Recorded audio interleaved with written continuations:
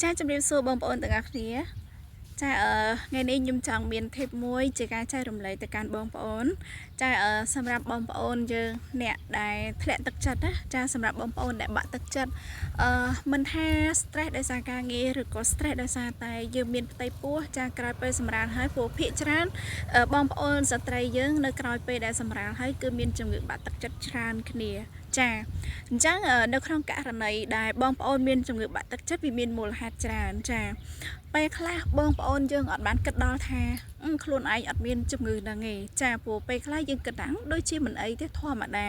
ក៏ប៉ុន្តែយើងត្រូវសង្កេតមើលខ្លួនឯងថាតើយើងគឺជាមនុស្សប្រភេទណាបើសិនជាយើងជាមនុស្សប្រភេទដែលយើងចូលចិត្តនៅតែនៅក្នុងបន្ទប់ចាអត់ចង់ដើរលេងទៅណាចាយើងអត់ចង់ជួបមនុស្សម្នានៅខាងក្រៅយើងអត់ចង់និយាយស្ដីយើងចង់ទៅនៅកន្លែងដែលស្ងប់ស្ងាត់ម្នាក់ឯងចាអញ្ចឹងអ្វីទាំងអស់នេះហើយវាគឺជាជំងឺបាក់ទឹកចិត្តដែលគេហៅថាជំងឺធ្លាក់ទឹកចិត្តចាហើយជំងឺធ្លាក់ទឹកចិត្តនេះដែរវាមានពីរប្រភេទចាវាមាន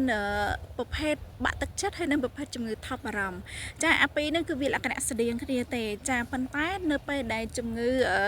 ធ្លាក់ទឹកចិត្តគឺបានន័យថាជំងឺបាក់ទឹកចិត្តនឹងឯងគឺជាជំងឺដែលធ្វើឲ្យយើងអាចទៅជាការសម្លាប់ខ្លួនបានចាប៉ុន្តែបើសិនជាជំងឺថប់អារម្មណ៍វាអត់ឲ្យយើងសម្លាប់ខ្លួនទេព្រោះជំងឺនឹងគឺខ្លាចស្លាប់ចាអញ្ចឹងខ្ញុំសូមនិយាយអំពីអាការៈជំងឺថប់អារម្មណ៍សិនជំងឺថប់អារម្មណ៍បានន័យថាជំងឺនឹងធ្វើឲ្យយើងគេងអត់លក់ចាយើងញ៉ាំអត់បានយើងមានអារម្មណ៍ថាថប់ដង្ហើមញ័រដៃញ័រជើងនៅពេលដែលជួបមនុស្សម្នានៅខាងក្រៅយើងមានអារម្មណ៍ថាយើងភ័យខ្លាចចាហើយមួយទៀតគឺយើងខ្លាចស្លាប់មួយទៀតអត់ហ៊ានដើរទៅណាមកណាទេមានអារម្មណ៍ថានៅពេលដែលយើងដើរទៅណាមកណាខ្លាចអត់មានអ្នកជួយចាខ្លាចអត់មានអ្នកណាដឹងឮតែយើងមានបញ្ហាអីចាហើយជំងឺហ្នឹងក៏វាអត់ឲ្យយើងទៅណាទេគឺវានៅវាឲ្យយើងនៅតែក្នុងបន្ទប់កន្លែងបិទជិតបើសិនជានៅក្នុងផ្ទះគឺចាក់សោនៅក្នុងផ្ទះតែម្ដងចាអត់ចង់ទៅណាទេអត់ចង់និយាយស្ដីទេហើយបើសិននៅក្នុងករណីដែលយើងនិយាយគឺយើងពិបាកនៅក្នុងការផ្ដោតអារម្មណ៍នៅការនិយាយរបស់យើងពេលខ្លះយើងអាចថានិយាយទៅមុខទៅក្រោយយើងចាប់ថាខ្លួនឯងនិយាយអីខ្លះហ្នឹងក៏ចាប់អត់បានទៀតសូម្បីតែពេលដែលយើងនិយាយហើយយើងនិយាយហើយត្រឡប់មកវិញថាខ្ញុំនិយាយអីគេចាអានឹងក៏ពិបាកដែរចំណុចហ្នឹងគឺដោយសារតែយើងអត់ដឹងថាខ្លួនឯងនិយាយអីគេចាពេលខ្លះគោលដៅរបស់យើងថាខ្ញុំចង់និយាយចំណុចកប៉ុន្តែពេលដែលយើងត្រូវនិយាយយើងអត់បាននិយាយចំណុចកវាឈានដល់ចំណុចខក៏មានដែរចានេះហើយគឺជាជំងឺថប់អារម្មណ៍ហើយវាមានអាការៈច្រើនជាងនឹងទៀតចានៅពេលដែលវាធ្វើទុកនៅពេលដែលវាធ្វើទុកម្ដងគឺពិបាកទ្រាំមែនតើបងប្អូនចាវាធ្វើឲ្យយើងញ័រញាក់ចាវាធ្វើឲ្យយើងនឹងចាប់ផ្ដើមញ័រដៃពិបាកនៅក្នុងការគ្រប់គ្រងអារម្មណ៍ខ្លួនឯងចាភ័យខ្លាចបែកយោជោគចាស្លៀកពាក់ខោអាវចិត្តអត់បានស្លៀកពាក់ខោអាវរៀងក្រាស់តិចអត់បានទេភ័យខ្លាចខ្លួនឯងនឹងដួលសន្លប់អីចឹងទៅចាព្រោះជាក់ស្ដែងជំងឺនេះគឺខ្ញុំឆ្លងកាត់ដោយខ្លួនឯងចាហើយខ្ញុំធ្លាក់ខ្លួនរហូតដល់សង្គ្រោះបន្ទាន់រយៈពេល3ដងបងប្អូនចាខ្ញុំសង្គ្រោះនៅពេទ្យកាល់ម៉ែត2ដងហើយនៅពេទ្យរុស្ស៊ីម្ដងចាហើយខ្ញុំព្យាបាលច្រើនពេទ្យមែនតែនក៏ប៉ុន្តែអត់ដឹងថាខ្លួនឯងនឹងឈឺអីទេហើយសម្រាប់លោកគ្រូពេទ្យគាត់នៅតែថាខ្ញុំនឹងកាពះពោះវៀនអញ្ចឹងណាចាប៉ុន្តែអត់បានប្រាប់ថាយើងមានជំងឺផ្លូវចិត្តទេប៉ុន្តែនៅពេលដែលខ្ញុំស្រាវជ្រាវខ្លួនឯងថាតើខ្ញុំកើតជំងឺអីគេចានៅពេលដែលខ្ញុំបានដឹងថាអូតាមពិតខ្ញុំមានជំងឺថប់អារម្មណ៍ចាខ្ញុំក៏រត់ទៅពេទ្យរុស្ស៊ីដោយខ្លួនឯងចាខ្ញុំត្រូវថ្នាំលេបហើយធ្វើការព្យាបាលនៅទីនោះរយៈពេល2ឆ្នាំជាងចាបងប្អូនទៅខ្ញុំអាចស្ដារខ្លួនឯងឡើងវិញបានដល់ពេលនេះអញ្ចឹងខ្ញុំសូមក្រើនរំលឹកក៏ដូចជាការលើកទឹកចិត្តសម្រាប់បងប្អូនចាមិនថាសុភាពបុរសមិនថាសុភាពនារីទេបងប្អូនបើសិនជាមានជំងឺប្រភេទបាក់ទឹកចិត្តឬក៏ប្រភេទជំងឺថប់អារម្មណ៍នេះចាបងប្អូនកុំបាក់ទឹកចិត្តកុំបោះបង់ខ្លួនឯងចោលដាច់ខាតយើងត្រូវគិតថា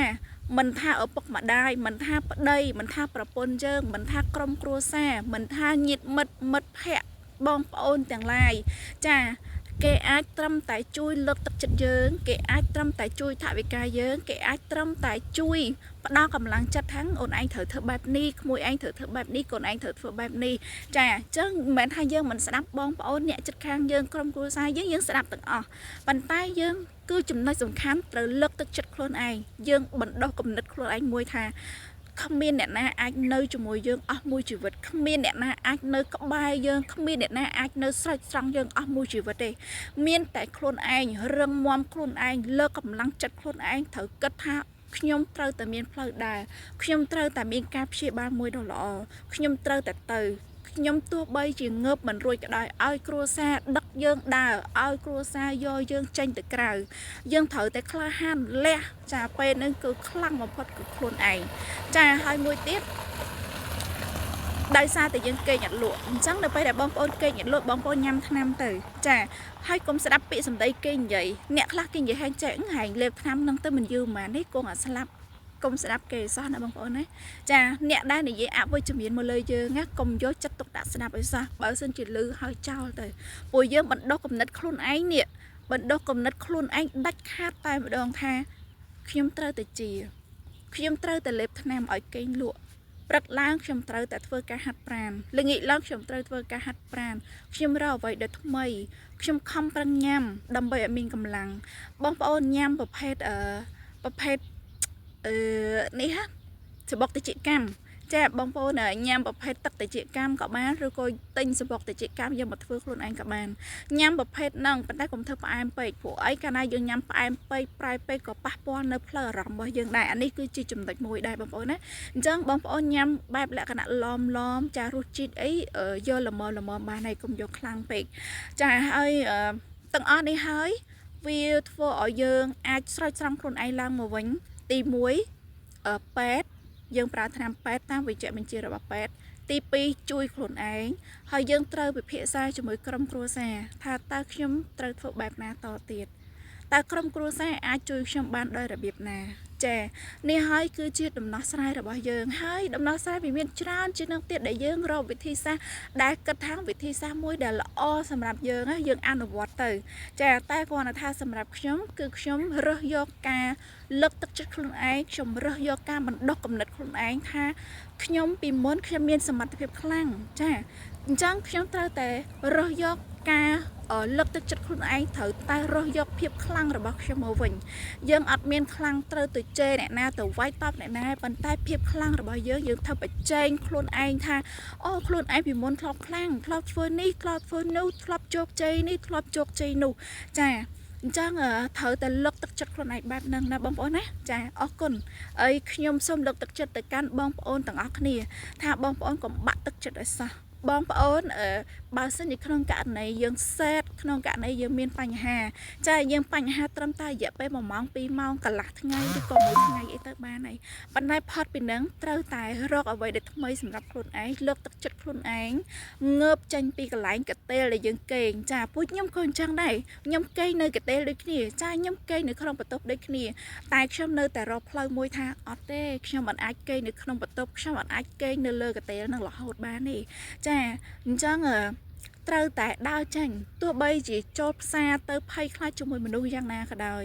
ត្រូវតែប្រឈមជាមួយមនុស្សទាំងអស់ហ្នឹងពួកជំងឺបាក់ទឹកចិត្តនិងជំងឺថប់អារម្មណ៍នេះគឺពិបាកព្យាបាលមែនតើបងប្អូនចាអញ្ចឹងបងប្អូនព្យាយាមធ្វើយ៉ាងម៉េចកុំឲ្យខ្លួនឯងធ្លាក់ទៅដល់ចំណុច0ណាចាព្រោះខ្ញុំវាជ្រុលខ្លួនខ្ញុំជ្រុលខ្លួនធ្លាក់ដល់ចំណុច0តែម្ដងតម្រាំតែនឹងបានស្ដារខ្លួនឯងឡើងមកវិញគឺពិបាកខ្លាំងណាបងប្អូនចាតម្រាំតែនឹងអាចឈានជើងដើរមកម្នាក់ឯងតម្រាំតែនឹងឈានជើងថាត្រូវធ្វើអីđểខ្លួនឯងនេះគឺពិបាកចាខ្ញុំគ្រាន់តែប្រាប់បងប្អូនថាពិបាកចឹងព្យាយាមកែខ្លួនឯងធ្វើយ៉ាងម៉េចកុំឲ្យធ្លាក់ដល់ចំណុច0ណាបងប្អូនណាចាំខ្ញុំលើកទឹកចិត្តឲ្យលើកទឹកចិត្តទៀតហើយបើសិនជាបងប្អូនចង់ដឹងវិធីសាស្ត្រនៅក្នុងការដែល